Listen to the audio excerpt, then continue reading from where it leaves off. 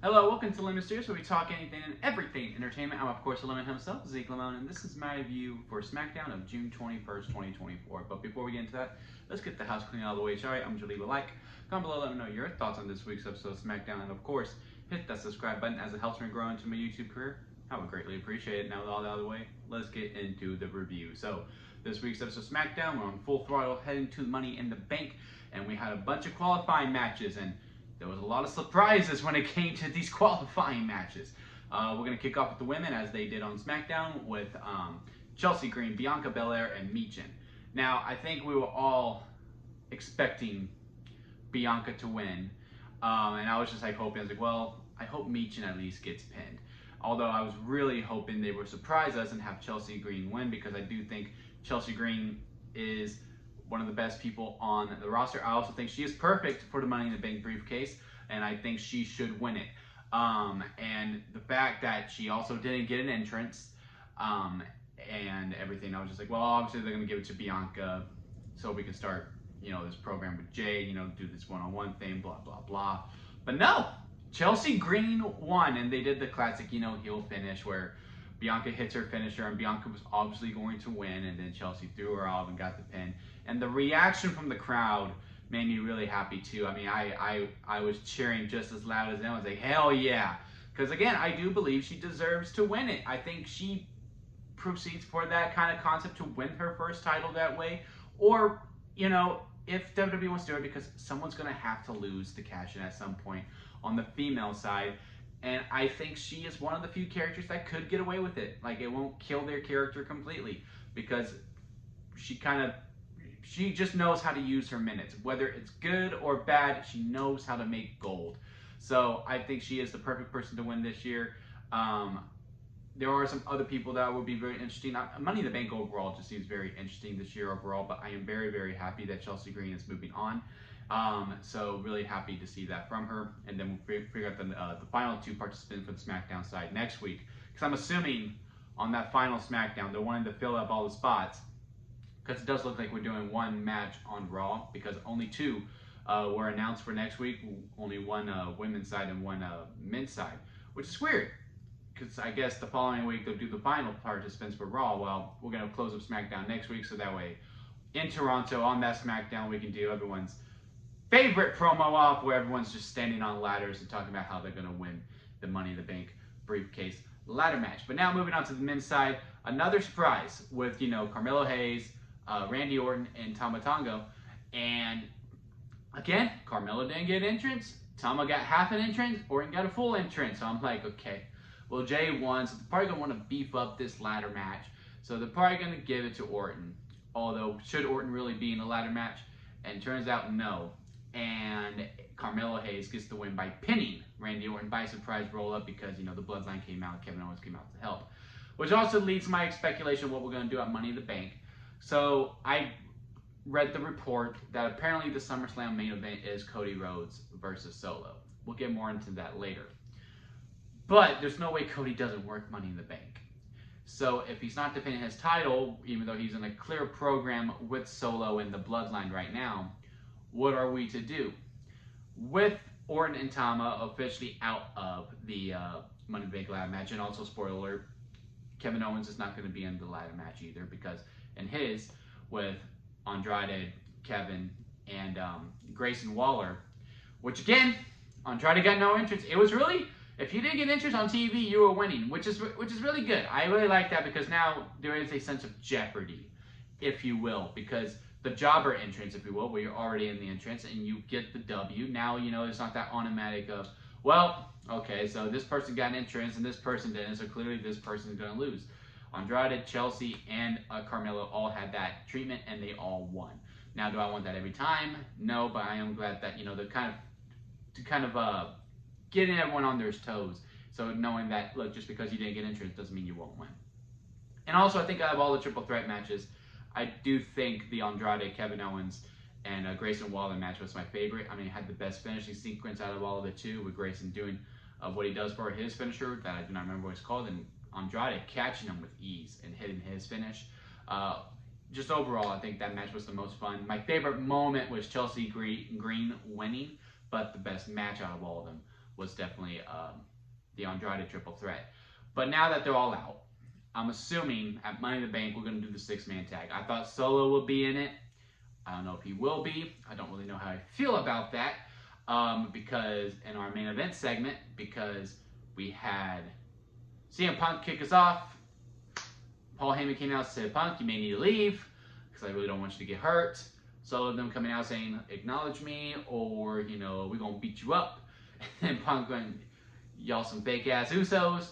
And then they were going to jump him. Cody came out with a bat and said, hey, you and me, Solo, tonight, let's go. Solo said, cool. I was like, well, if this is the rumored SummerSlam main event, there's no way this match goes long. They don't even, they won't even get attacked. And, you know, we've been having these rumblings of like, yeah, we're going to have extra security. And they made sure to show extra security throughout the whole entire night. Like, oh, the Wyatts are going to show up. And I was like, okay, the Wyatts can attack Cody and Solo and, you know, make a interest like, yeah, we just attacked y'all's champion or whatever because all the security didn't mean nothing. Which also, the security sucked.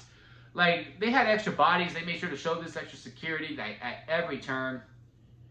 They were awful. They were just awful. I don't know if the direction given to this security team was, look, if the lights flicker or you see the Wyatts, you attack them. Everyone else should be okay. Because, first of all, Drew committed murder on Punk, which also was a good tease because I thought that was a hint for the Wyatts. Banging on the garage door, I was like, okay, they're just sensing that, hey, they're here. But no, we opened up, and it was just Drew committing murder on Punk. Again, just walking past the security like it's nothing. Goes into the aisleway, throws Punk on the floor. He's a bloody mess. Takes a bracelet that says AJ and Larry on it, is what I heard from the internet. I didn't see it. I saw him take something. I just didn't know what it was. Internet tells me that it's the AJ and Larry friendship bracelet. So we'll see if that gets into the storyline. Punk and Drew need a main event SummerSlam, especially if Cody and Solo are in it. And I'll get more into it in a little bit. And then, you know, we had all the security. And also someone pointed out on Twitter for me when I posted about Drew. It's like, oh, I thought it was the Wyatts, but it's just Drew committing murder. He goes, no, the Wyatts are there. You see their symbol on the door. So I really thought it was it. No, it wasn't. It turned out that they don't even go like 2 minutes. So, right. Obviously, the match wasn't going to go long. Bloodline tags. Orton and Kevin Owens attack. And then Jacob Fatu finally, finally debuts and wrecked shop and really made an awesome impression. I know a lot of people were saying, you know, hey, he overshadowed everyone already. I think that's just good heel heat that the Bloodline is doing. It's that they're not giving the Bloodline any credit because I remember when Tama debuted and I was like, ooh, I'm very intrigued because I was out on the Bloodline, and then when Tama debuted, I was like, okay, I think I'm back in. And then it prolonged a little bit, and then Tanga Loa debuted. I was like, okay, cool. And again, I was still interested, but also was starting to deteriorate. But then Jacob debuted, and I got that same reaction that I did when Tama debuted as well. My only thing with the Bloodline is just that I just think they need like convincing wins, and I mean like really convincing wins instead of just like I get it, they don't care about wins and losses, they just care about hurting people. But it just seems like, okay, as long as you get one alone, you'll be fine. That's really how it feels like. Okay, Tama goes one-on-one, and his one-on-one matches so far, he's needed help to get the win, and then when he was one-on-one, he lost against Orton. Tanga Loa, haven't really seen much of him. They did win that tag team match against the Street Profits. Cool, whatever. Solo. If Solo would have just kept winning after he beat Cena, I would be having a different tune with this new Bloodline. If Solo would have just continued to keep winning instead of, look, you beat Cena, so now we can lose you a little bit because you beat Cena. And now all that momentum's gone. It's just gone from Solo. So I just think Solo needs some wins to be more credible, not just for the WWE title, but for the the match loading with Roman. At some point they're going to fight. I thought it'd be a SummerSlam, but clearly that's not the plan anymore. And if this is truly the one-on-one program you're going to do, and it does look like now Money in the Bank is going to be Cody, Kevin, and Orton versus Bloodline 2.0 with Jacob, Tanga Loa, and Tama Tonga. And also, I also kind of like the reactions that Tama and Tanga Loa did to each other. Like, they did not expect Jacob to be there, and they seemed scared that he was joining. So that'll be an interesting storyline element that we will experience going forward. It's just great that now, with the way how Jacob wrecked shop, that there is a threadable one-on-one opponent for the bloodline, a real enforcer, if you will, which Solo had. And then he lost to Cody, and he was protected. Then once he beat Cena, the aura just kind of disappeared a little bit. And again, if Solo just kept winning, I would be buying more into this Cody program. But now we're going to do the 6-man tag at Money in the Bank, I'm assuming anyway. And then Solo's going to get his hands on Cody at SummerSlam, where I assume this is where Roman returns, right? How does this Money in the Bank ladder match go? I don't know. I do think Orton has to turn at some point. Maybe SummerSlam it's Kevin versus Orton, because I really thought we would be doing Orton versus Cody at SummerSlam. But I'm intrigued. Jacob makes me really intrigued. If he can just get some convincing wins where he doesn't need help, I don't even care if they do the jobber route or get some people that we know are going to lose. Just get this man some wins to make him a real viable threat. Because right now the Bloodline 2.0 is just, look, as long as you get one of them one-on-one, you'll be okay. You'll be okay. They're really not that dangerous, to me personally. While the original Bloodline, when Solo was first coming up, he was very well protected. And then Roman was, the final boss. Sorry, Rock, but Roman was the final boss if you got to him. Jay was the main event player. He was good. And Jimmy was kind of the one where you're like, okay, well, we don't really need to worry about him. But when the Usos were together, they were a viable threat. Well, this second version, it really is like, guys, if y'all just attack one-on-one, I know that's like a bad guy thing to do, but if you really just get them one-on-one, you'll be fine. You'll be fine. I don't know why y'all keep trying to get them all at once. That's the only time where they're somewhat dangerous.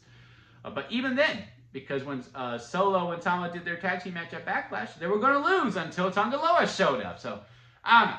I'm frustrated. I'm intrigued, though. Jacob really makes the Bloodline story much more fascinating. We're looking forward to it.